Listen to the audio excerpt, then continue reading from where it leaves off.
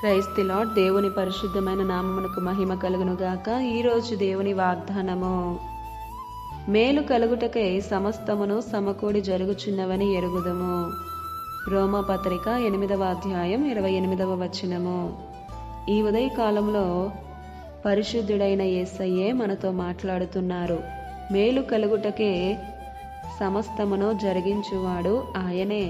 మన జీవితాల్లో కొన్నిసార్లు సమృద్ధి, కరువు, ఆరోగ్యం, బలహీనత, ఎంతో సంతోషం, ఆ తర్వాత కొంత దుఃఖం కలుగుతూ ఉంటుంది.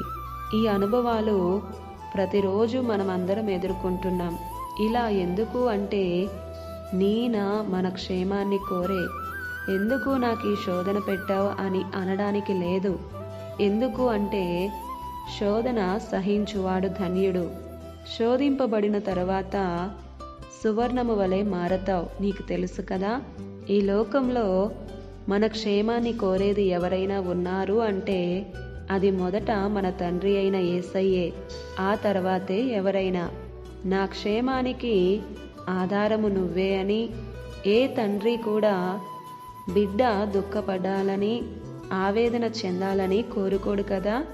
మరి పరమ తండ్రి అయిన క్రీస్తు కూడా మనము ఉన్నతముగా ఉండాలని ఆయన కోరుకుంటాడు. కొన్నిసార్లు ఇబ్బందులలో ఉన్నప్పుడు చూసి చూడనట్టు ఉంటాడు.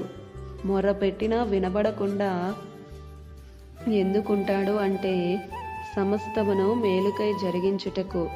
నీకు కష్టం వచ్చినా, ఆనందం కలిగినా చెప్పు దేవునికి స్తోత్రం, ఆరాధనే.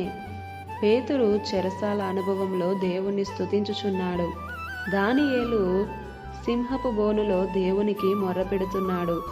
యోబు ఇలా భక్తులందరినీ తేరి చూస్తే వారి విశ్వాసం ఎంత బలముగా ఉందో చూసారా?